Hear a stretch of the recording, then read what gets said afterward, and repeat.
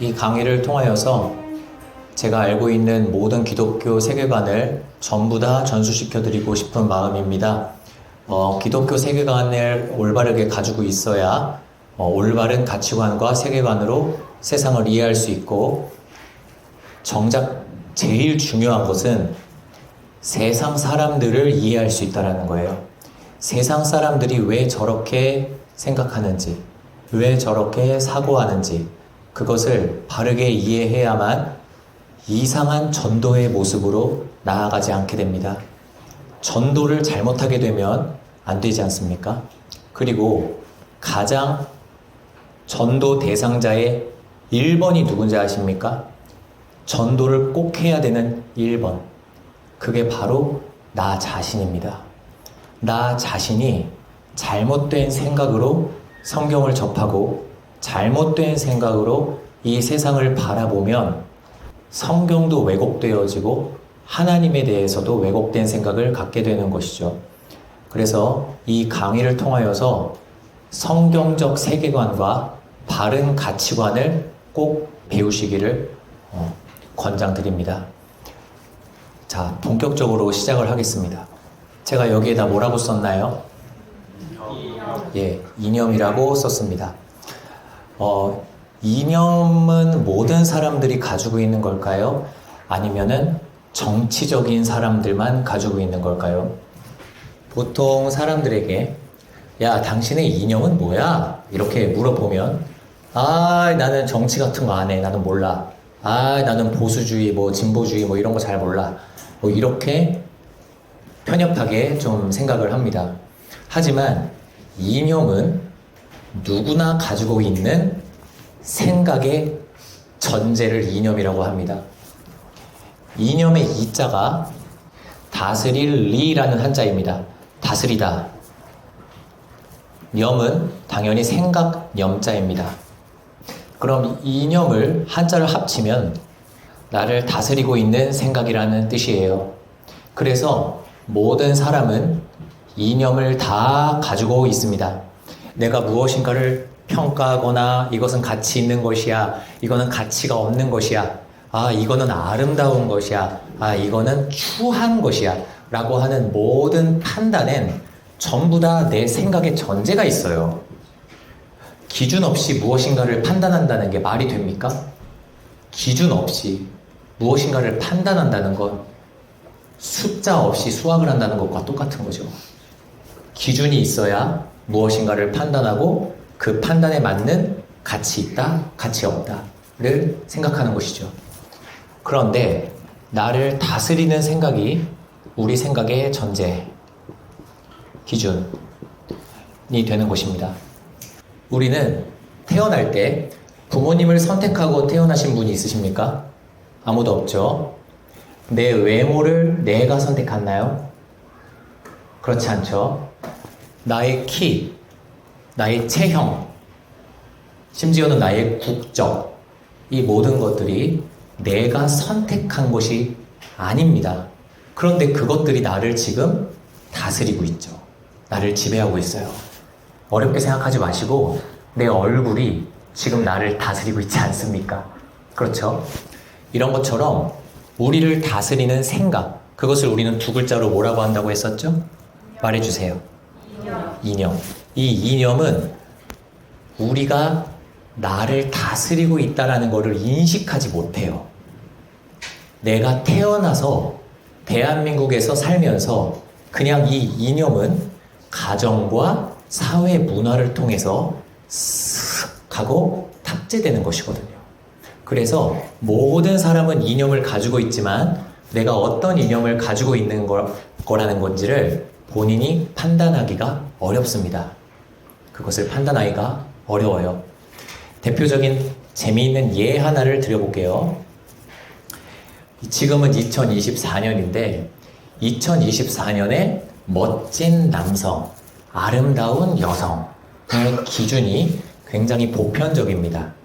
호리호리하고 예쁘고 얼굴이 작고 몸매가 이렇게 날씬하신 분이 예쁜 여성인가요? 아니면 통통하고 엉덩이가 크고 얼굴이 크고 입술이 작고 눈이 찢어진 여성이 오늘날의 예쁜 여성인가요? 당연히 전자라고 생각을 하겠죠. 그런데 과거 몇백 년 전은 달랐다는 말입니다.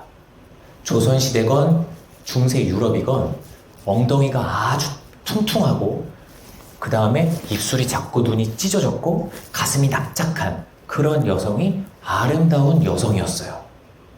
그때 당시에 우리를 다스리고 있었던 생각에 아름다움의 미적 기준이 달랐다는 겁니다.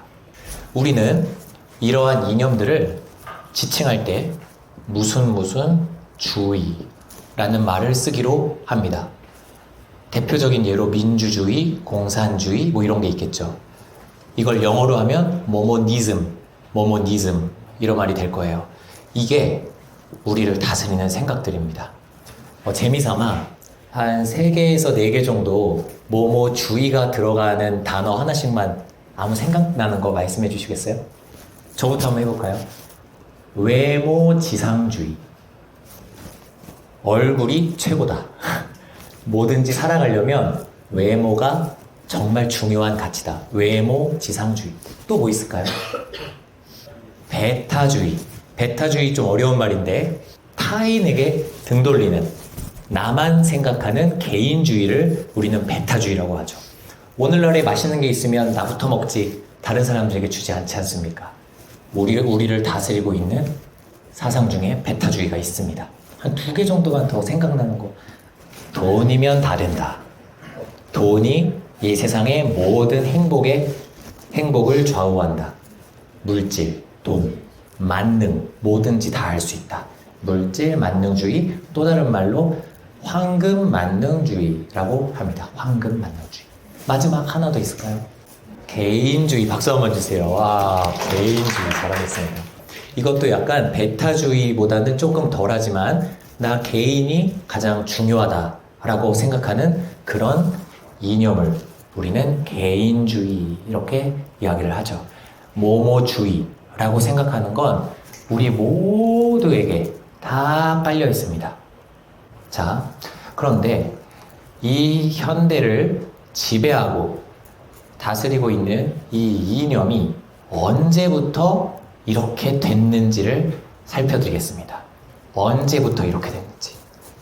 따라 해주세요. 산업혁명. 네.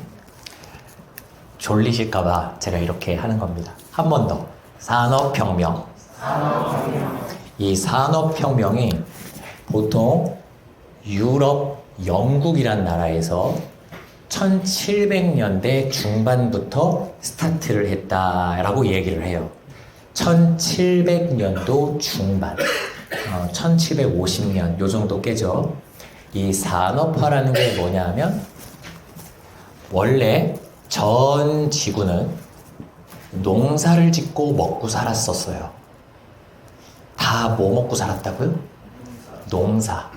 농사를 짓고 먹고 살았습니다. 그런데 1700년도 중반에 영국이라는 나라에서 제일 먼저 천을 만드는 방직 공장을 만들었어요. 천을 만드는 방직 공장.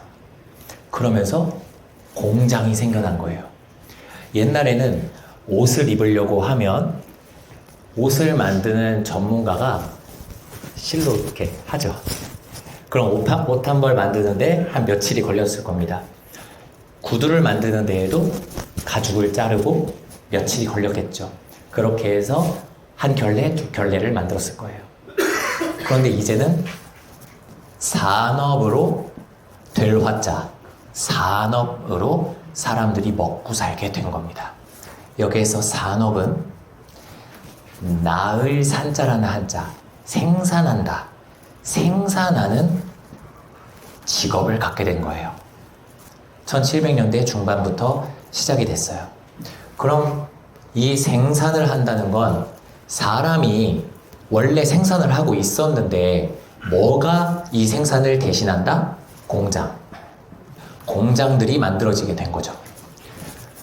원래는 하루에 한 켤레 만들던 신발이 이제는 하루에 1000켤레를 만들게 되는 거예요. 엄청난 부자가 되겠죠. 엄청난 부자가 돼요.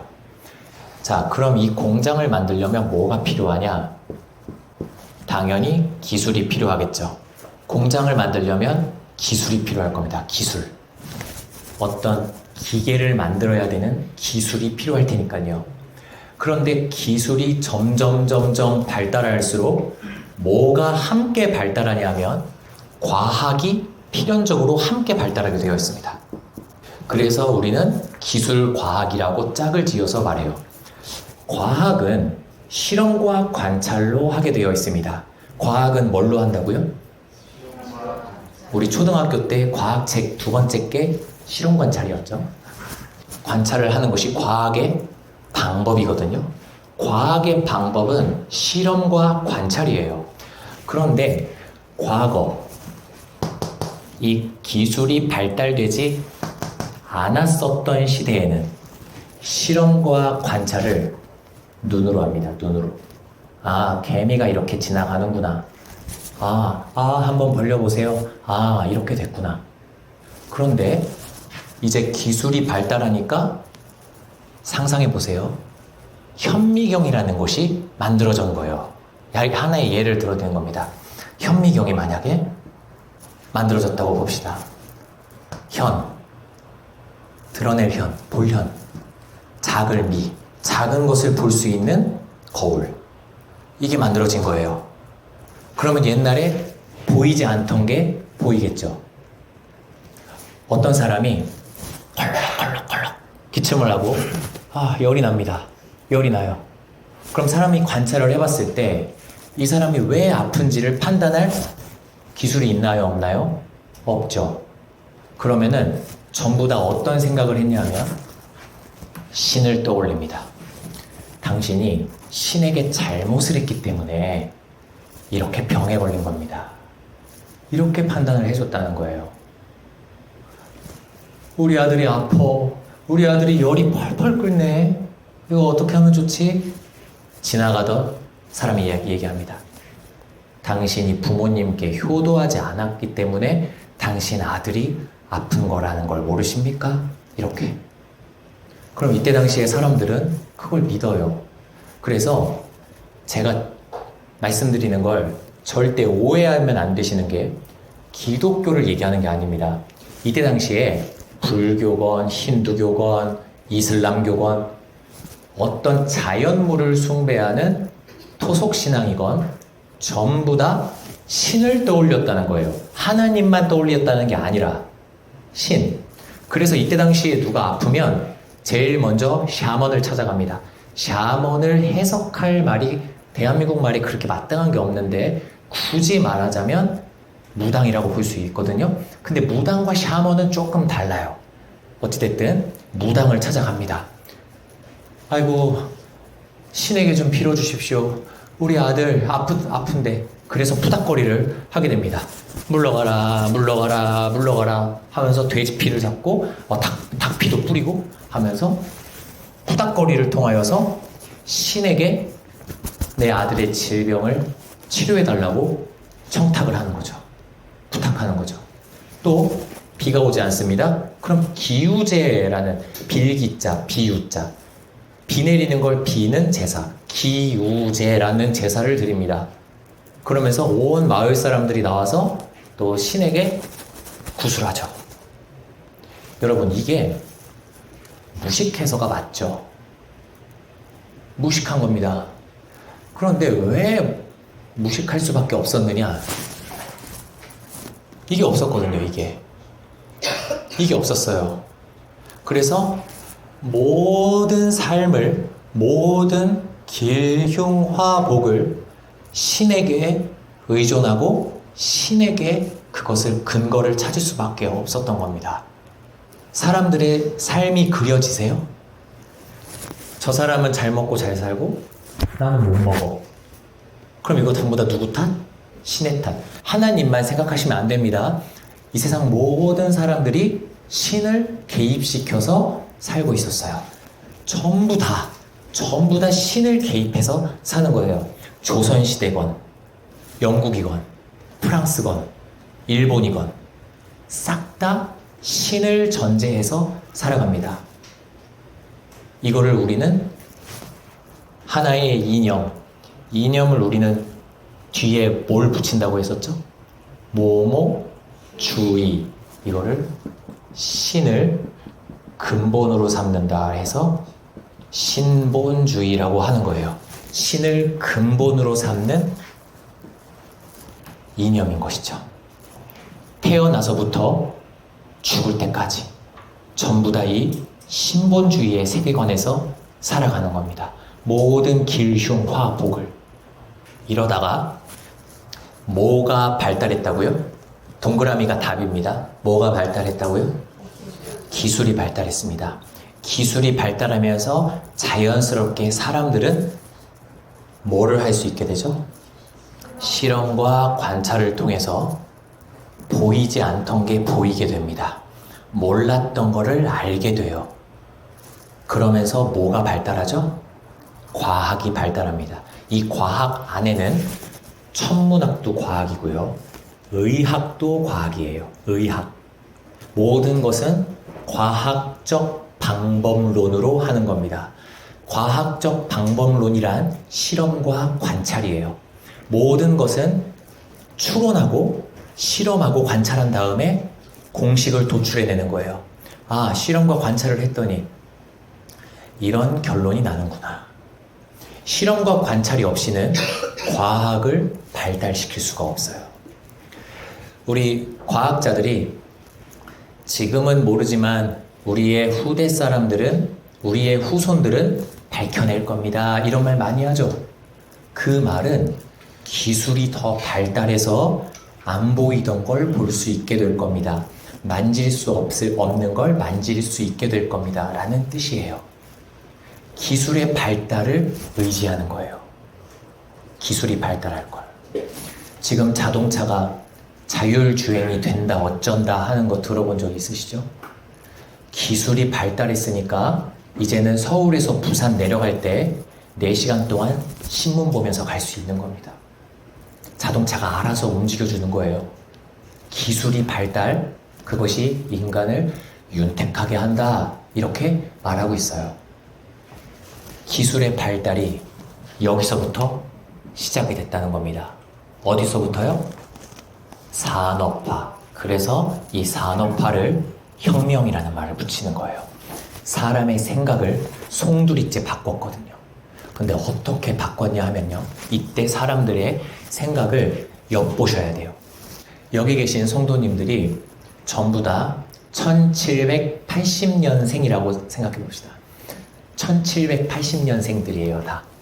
고향은 프랑스나 영국이나 유럽이라고 한번 가정해 볼게요. 사람들이 어떤 생각을 갖냐 하면 배신감이라는 생각에 빠져들어요. 이게 이 당시 사람들의 아주 핵심적인 감정입니다. 왜냐하면 우리 아들이 아파. 신본주의 세계관에서 누구를 찾아갈까요? 샤먼, 무당을 찾아갑니다. 푸닥거리 해야 되니까.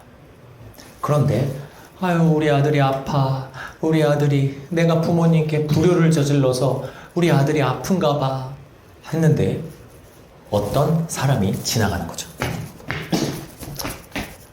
어이 아줌마, 그거 바이러스라는 것이 들어가서 그렇습니다. 바이러스. 뭐요? 마귀 이름인가요? 세균성일 수도 있지요. 세균성. 그래서 해열제 약을 드시면 낫습니다. 그때 옆에 있던 할아버지가 노발대발을 합니다. 무슨 소리야 이 마귀 같은 새끼야. 신께서 노하셔가지고 지금 아들이 아픈 건데 부닥거리를 해야지. 충돌이 일어나요. 그때 주사 한 방 맞으면 낫습니다. 알아서 하세요. 하고선 갑니다. 부닥거리를 한 2번 했더니 아들이 안 나아요. 나을 리가 없죠. 그래서 진짜 주사 한 방 맞았더니 내 아들이 나아버려요. 그리고서는 아유, 우리 엄마는 지금 부산에 있는데, 부산 예를 드는 거예요. 부산에 있는데 아유, 올 가을에 날씨가 좋아지면은 한 2개월 걸쳐서 부산에 한번 내려갔다 와야겠네 하는데 저기에서 갑자기 이상한 소리가 들립니다. 폭폭 폭폭 기차 소리가 들리는 거. 그래서 와, 이 웅장한 철마는 뭡니까? 철로 된 말. 이 웅장한 철만은 뭡니까? 했더니 이것만 타면 부산까지 8시간이면 갈 수 있다는 거예요. 그래서 또 이런 생각이 드는 거죠. 모든 게 과학적인 것으로 사람들이 누구를 향해 배신감을 갖게 되느냐? 신을 향한 배신감으로 똘똘 뭉쳐지게 됩니다. 내가 생각하던 게 아니네. 이거는 신의 벌칙이 아니네. 신께서 노하셨던 거 아니었어? 아닙니다. 이거는 과학적으로 이러이러한 현상 때문에 일어나는 것입니다. 이게 뭔 소리야? 자, 이게 1780년대 생들이시잖아요. 하루하루가 다르게 기술의 발달을 목격하시는 지금 인생을 사시는 거예요. 예를 들면 스마트폰 생각해 보세요. 20년 전에 갤럭시 S1이 태어났을 때 20년 전 아이폰 1, 3G 처음 태어났을 때 어떤 분들이 나는 누르는 버튼이 있는 핸드폰이 아니면은 난 쓰기가 싫어. 왜 스마트폰이 터치가 돼야 되는 거야? 불편하게. 라고 하시던 어르신들이 많았어요. 핸드폰이 전화만 되면 되지. 무슨 인터넷을 한답시고 그렇게 에휴 요즘 젊은 것들은 이런 식으로 과도기적인 그 시기가 있었어요. 지금은 스마트폰으로 TV를 보고 음악을 듣고 심지어는 교통카드도 찍고 카드, 신용카드도 넣고 다니고 은행 업무도 보고 이게 모든 게 스마트폰에 통합되지 않았습니까? 근데 이 시기가 꼴랑 20년밖에 안 됐습니다. 20년 만에 이렇게 바뀐 거예요. 근데 우리는 그 스마트폰 하나로 이렇게 체감하고 있는데 이 시대의 사람들은 의학에서부터 모든 삶에 이르기까지 전부 다 우리가 겪은 스마트폰 같은 모습들을 다 보는 거예요. 다. 아들아, 내가 지금 신발이 구멍이 났네. 지금 가서 발 사이즈를 재야 2주일 후에 신발을 받지 않겠니? 어서 우리 구두 장인한테 가자. 아빠, 발 사이즈가 280이시거든요. 제가 시장 가서 사올게요. 무슨 소리냐? 신발 장인이 한 땀 한 땀 만들어줘야지. 공장에서 신발 찍어내는 거 모르세요? 기다려보세요. 바로 사다 주는 거예요. 바로. 기술의 발달이 매일매일 체감이 되는 겁니다. 그러면서 내가 생각했었던 모든, 여기가 핵심인데, 이념이 와르르르 무너지는 거예요. 이게 아니었네? 이때 당시에 입에 달고 살았던 말, 이게 아니었네? 이게 아니었네? 내가 생각했던 모든 게 아니었네? 뭐라? 신이 한 게 아니었네? 이런 배신감이 똘똘 뭉쳐서 1800년대를 지나게 됩니다. 그때 우리가 알고 있는 근대 철학자들이 다 나타나요. 여기에서 사람들은 누구를 향한 배신감에 똘똘 뭉쳤다고요? 신을 향한 배신감. 이때 유명한 철학자 한 명이 한마디를 던지죠. 프리드리히 니체라는 아저씨가 이 세상을 보고 신은 죽었습니다 라고 외쳐버리게 되는 거예요. 신은 죽었다는 단순히 기독교를 멸시하는 발언이 아니에요. 이 시대를 대변하는 굉장히 철학적인 문장입니다. 시대를 대변하는 문장이에요. 신이 죽어버리는 세상이에요. 이 시절이. 신은 죽었어요. 어디에서?